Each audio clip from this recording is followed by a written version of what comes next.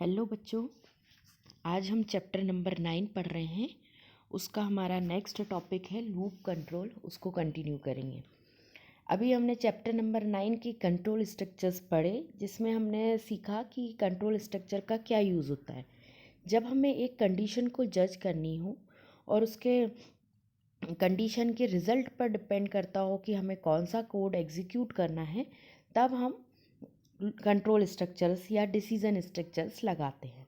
अब हम बात करते हैं लूप कंट्रोल की। तो लूप कंट्रोल का यूज़ प्रोग्रामिंग में तब किया जाता है जब हमें किसी कोड को नंबर ऑफ टाइम्स एग्जीक्यूट करना हो। हमें पता हो कि हमें इस कोड को कितनी बार एग्जीक्यूट करना है, मतलब रिपीटेशन वर्क यदि करना हो तो हम लूप कंट्रोल का यूज़ करते हैं। लूप कंट्रोल्स भी हमारी अलग अलग लैंग्वेज में अवेलेबल हैं। जितने भी हमारे कंप्यूटर लैंग्वेज होती हैं, सब में कंट्रोल स्ट्रक्चर और लूप कंट्रोल होते हैं। सबका अपना अपना तरीका होता है, सबके अपने अपने सिंटेक्स होते हैं कि इनको कैसे उस लैंग्वेज में अप्लाई करना है। फ़िलहाल हम जावा पढ़ रहे हैं, तो जावा के लूप कंट्रोल के बारे में ही बात कर रहे हैं। आइए हम इसकी डेफिनेशन देखते हैं।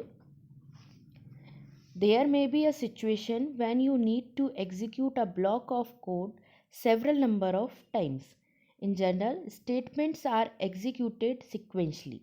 The first statement in a function is executed first, followed by the second, and so on.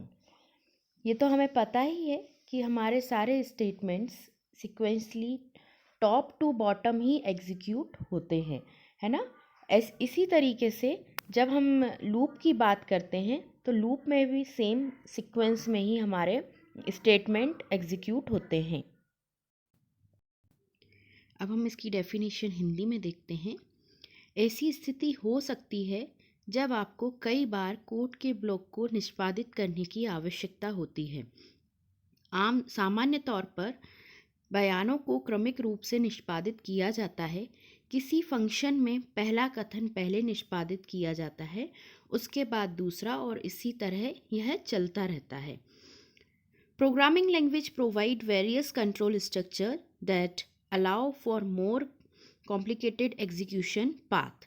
Programming हमें बहुत सारे विभिन्न कंट्रोल स्ट्रक्चर नियंत्रण संरचनाएं प्रदान करती हैं जो अधिक जटिल निष्पादन मार्गों की अनुमति देती हैं। बेटा, लूप कंट्रोल स्टेटमेंट्स को हम इटरेशन स्टेटमेंट्स भी बोलते हैं। क्यों? क्योंकि ये हमारे एक स्टेटमेंट को कई बार एग्जीक्यूट करने के लिए यूज़ किया जाता है। कई बार ऐसा हो सकता है कि आपको एक ही स्टेटमेंट बार बार चलाना है, बार बार एग्जीक्यूट करना है, तब हम इटरेशन स्टेटमेंट्स का यूज़ करते हैं।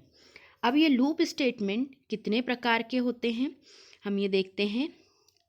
Loop statement allow us to execute a statement और group of statement multiple times, and following is the general form of loop statement in most of the programming language.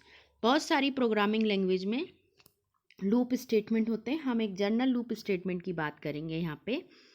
एक loop statement हमें कई बार किसी statement या statement of statement को निष्पादित करने की अनुमति देता है, और निम्नलिखित प्रोग्रामिंग भाषाओं में लूप स्टेटमेंट का सामान्य रूप है। हम एक सिंपल से लूप स्टेटमेंट का यहाँ फ्लो चार्ट देख रहे हैं। यहाँ से हमारा लूप स्टेटमेंट स्टार्ट हुआ, हमने जो कंडीशन दी है वो कंडीशन जज हुई। यदि कंडीशन ट्रू है तो हमारा ये कोड एग्जीक्यूट होगा, और उसके बाद हम फिर से स्टार्ट पॉइंट पे पहुंच जाएंगे। फिर स्टार्ट पॉइंट से हमारे कंडीशन जज होगी, कंडीशन ट्रू है तो फिर कोड एग्जीक्यूट होगा, और फिर से हम स्टार्ट पॉइंट पे पहुंच जाएंगे। कंडीशन फॉल्स होगी तो हम इसके बाहर निकलेंगे। तो आपको जैसा कि डायग्राम में दिखाई दे रहा होगा कि यदि कंडीशन ट्रू है तो ये एक लूप बन गया है। लूप मतलब एक कंटिन्यू प्रोसेस बन गई है, जो एक रोटेशन में चलती जा रही है, चलती जा रही है। ये कब तक चलेगी? जब तक हमारी कंडीशन, जो कंडीशन हमने दी है वो ट्रू है। तो ये लूप कितनी बार चलेगा, ये कैसे डिपेंड करता है? जब तक हमारी कंडीशन ट्रू है, और जैसे ही हमारी कंडीशन फॉल्स हुई हम लूप के बाहर आ जाएंगे। इसीलिए इसको बोलते हैं लूप स्टेटमेंट। ये इस कोड को नंबर ऑफ टाइम्स एग्जीक्यूट करता है।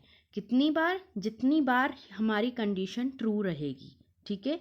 जबकि इफ स्टेटमेंट में क्या है, ट्रू है, एग्जीक्यूट हुआ और उसके बाद हम बाहर हो जाते हैं। लेकिन लूप में क्या होता है, एग्जीक्यूट होने के बाद हम फिर से कंडीशन चेक की पोजीशन पे पहुंच जाते हैं। ये अंतर है इफ़ स्टेटमेंट में और लूप्स में। लूप्स में एग्जीक्यूट होता रहता है नंबर ऑफ टाइम्स। समझ में आया फ्लो चार्ट? हम आगे देखते हैं कि लूप्स कितने प्रकार के होते हैं। Java programming language provided the following types of loop handling requirements. देखो, सबसे पहला होता है फॉर लूप, दूसरा होता है हमारा वाइल लूप और तीसरा होता है हमारा डू वाइल लूप। अब इस एक एक लूप को हम वन बाय वन समझते हैं, ठीक है। सबसे पहले हम बात करते हैं फॉर लूप की। अ for loop is a repetition control structure that allow you to efficiently write a loop that need to be execute a specific number of times. A for loop is useful when you know how many times is to be repeated. For loop हमारे एक code को number of times execute करने के लिए use किया जाता है। और ये कब यूज़ किया जाता है? जब हमें पता हो कि हमें कितनी बार रिपीटेशन करना है। हिंदी में देखते हैं। एक फॉर लूप एक पुनरावृत्ति नियंत्रण संरचना है जो आपको कुशलतापूर्वक एक लूप लिखने की अनुमति देता है जिसे एक विशिष्ट संख्या में निष्पादित करने की आवश्यकता होती है। एक फॉर लूप उपयोगी होती है जब आप जानते हैं कि कितनी बार दोहराया जाना है। इसका सिंटेक्स देखते हैं बेटा। फॉर, इनिशियलाइजेशन, बूलियन एक्सप्रेशन और अपडेट। यहाँ से हमारा फॉर स्टेटमेंट स्टार्ट हुआ, यहाँ हमने जो कोड लिखा है वो एग्जीक्यूट होना है और ये हमारा फॉर लूप एंड हुआ। ये ब्रैकेट्स हमें ये बताते हैं कि कहाँ से लूप स्टार्ट है और कहाँ एंड है। ये ब्रैकेट्स यदि हम प्रोग्रामिंग में नहीं लगाएंगे तो हमारा कोड रन नहीं होगा। तो ये बहुत ज़रूरी है कि हम इस सिंटेक्स को एज इट इज़ ही याद करें। अब यहाँ पे इनिशियलाइजेशन यानी हमारा इनिशियल स्टेट है जहाँ हमें पर्टिकुलर वैल्यू देनी है। हमने कोई इंटीजर या वेरिएबल डिक्लेयर करा। बूलियन एक्सप्रेशन वो एक्सप्रेशन है जो जज होगी।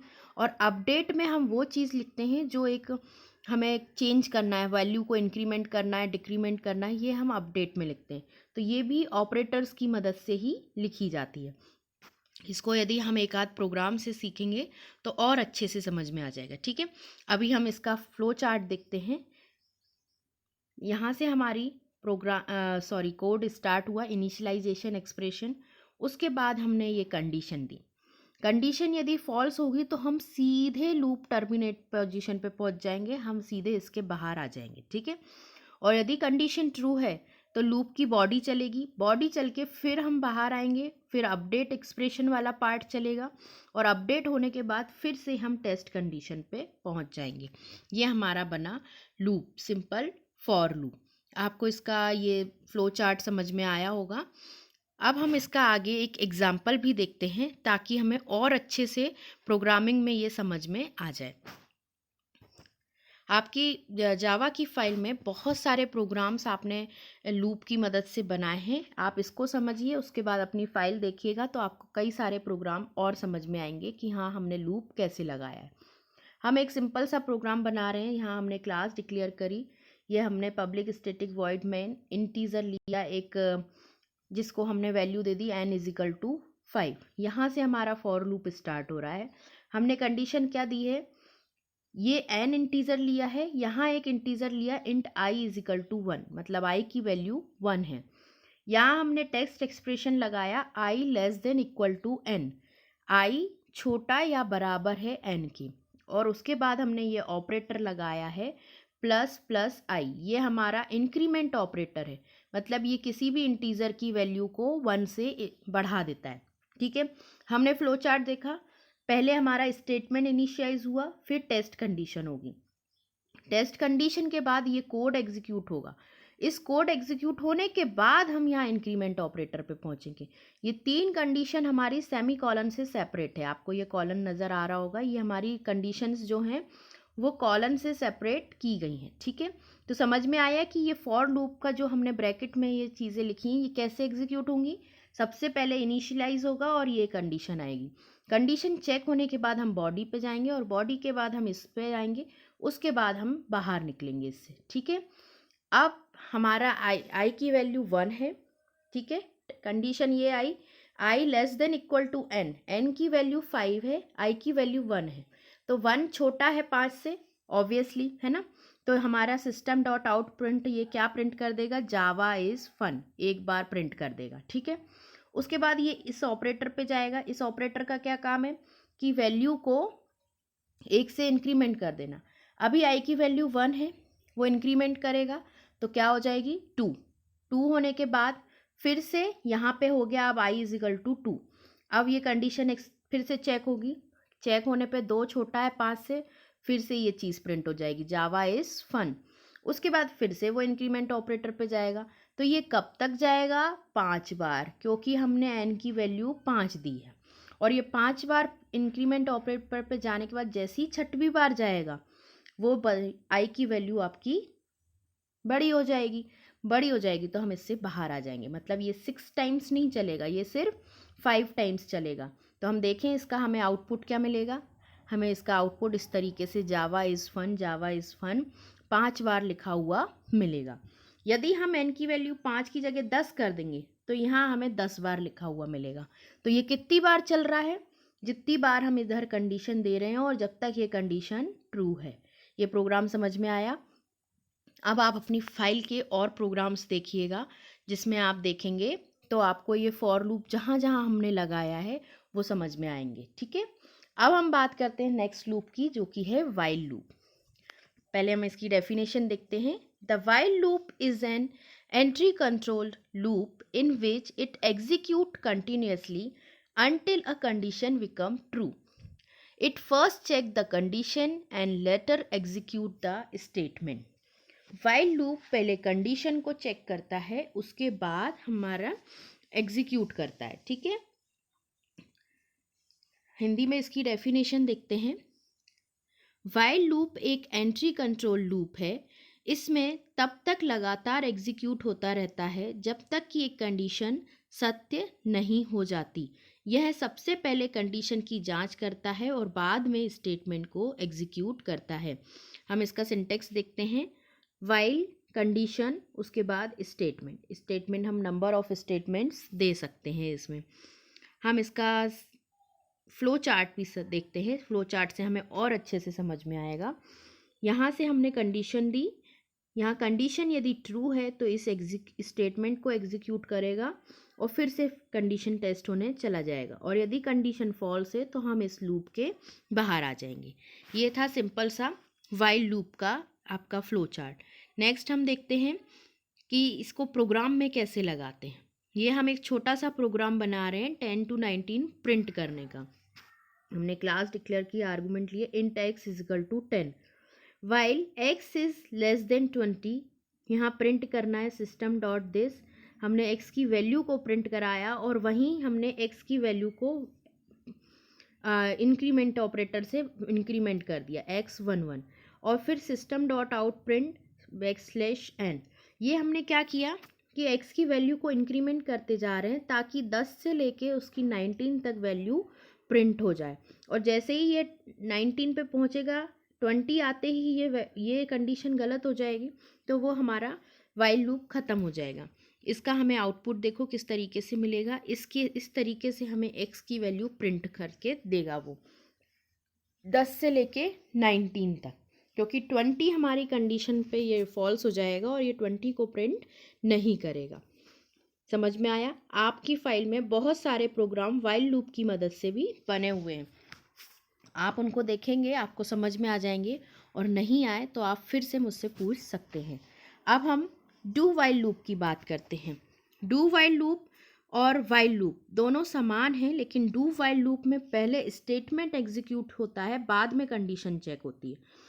मतलब अगर कंडीशन सही हो या गलत, इसका लूप के डू पार्ट में लिखे स्टेटमेंट के एग्जीक्यूशन पर कोई असर नहीं होता है। वाइल लूप और डू वाइल लूप दोनों समान हैं, लेकिन डू वाइल लूप पहले स्टेटमेंट एग्जीक्यूट किए जाते हैं और बाद में कंडीशन चेक की जाती है, जबकि वाइल लूप में पहले कंडीशन चेक की जाती है, उसके बाद आपका एग्जीक्यूशन होता है। इसकी डेफिनेशन देखते हैं हम। This loop is an exit control loop. This loop is the same as while loop, but it first execute the statement and then check the condition. This loop ensure that the program is executed at least once. ऐसा क्यों होता है बेटा? कम से कम एक बार तो execute हो ही जाता है। क्यों? क्योंकि वो पहले स्टेटमेंट को एग्जीक्यूट करता है, फिर कंडीशन चेक करता है।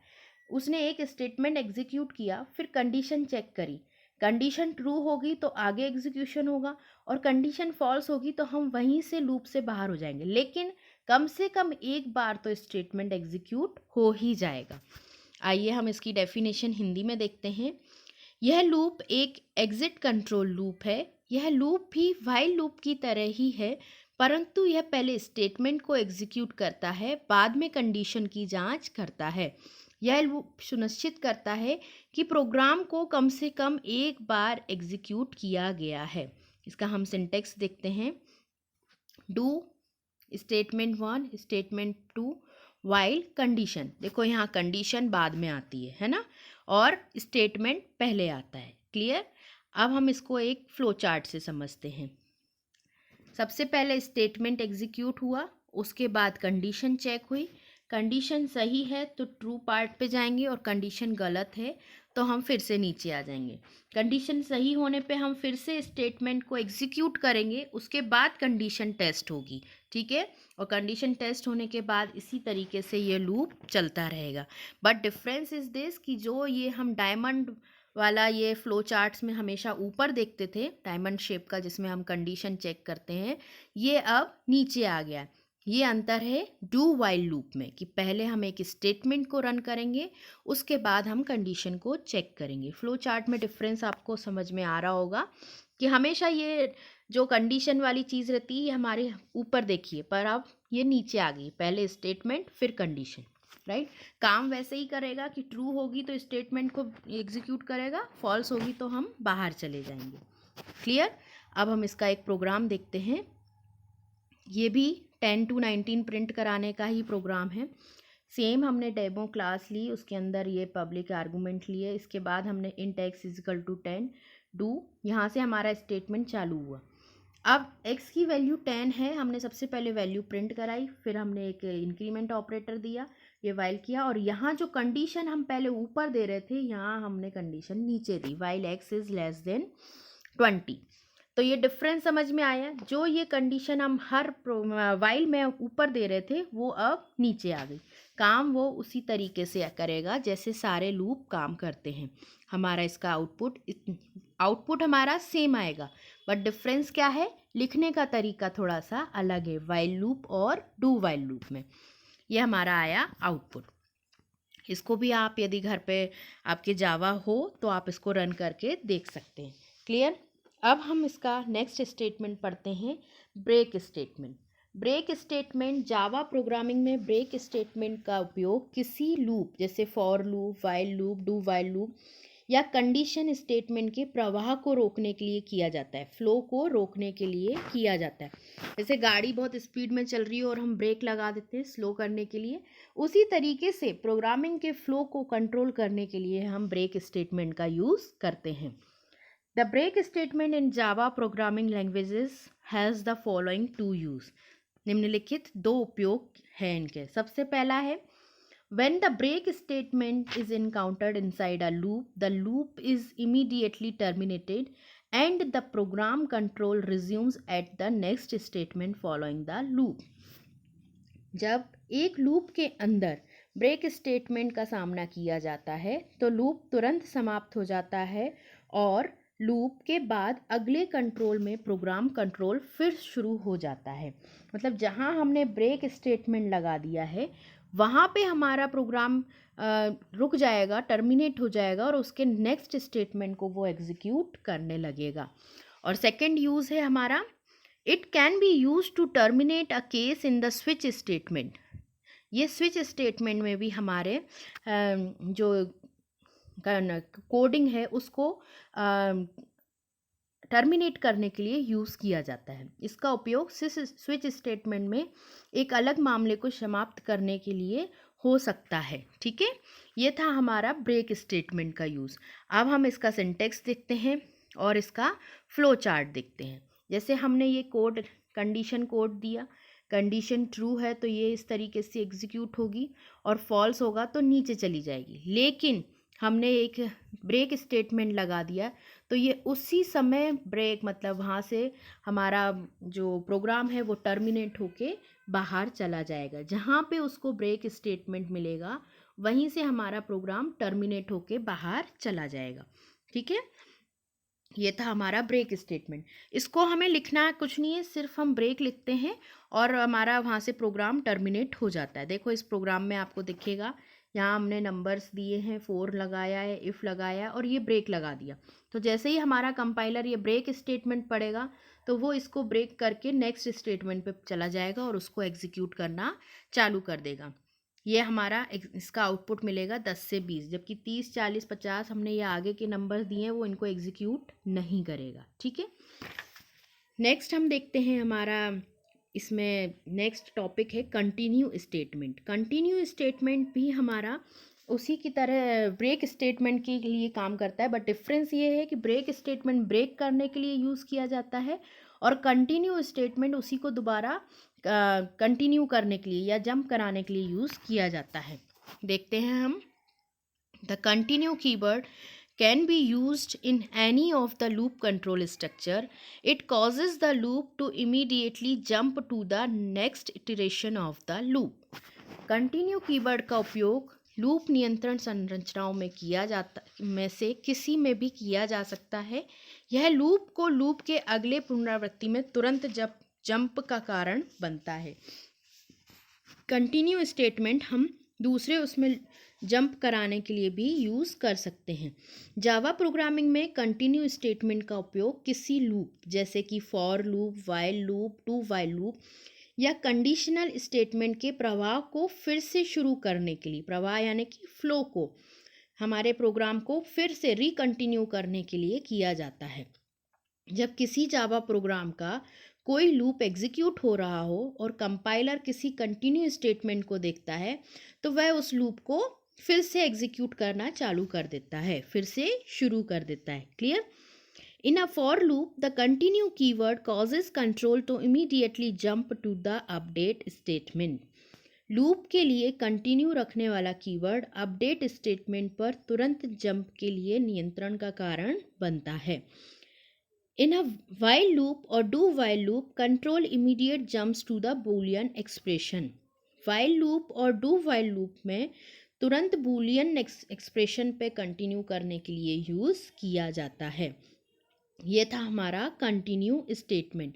इसको हम सिंपली कंटिन्यू सेमीकोलन लगा के एग्जीक्यूट करते हैं। आइए हम इसका फ्लो चार्ट देखते हैं। ये हमने कंडीशन कोड दी है, ये इनिशियल कोड है, उसके बाद कंडीशन चेक हुई, कंडीशन ट्रू है तो हम यहाँ एग्जीक्यूट करेंगे और यदि कंडीशन ये इस कोड के बाद यदि उसको कंटिन्यू स्टेटमेंट मिल गया तो वो सीधे हमारी कंडीशन चेक पे पहुँच जाएगा।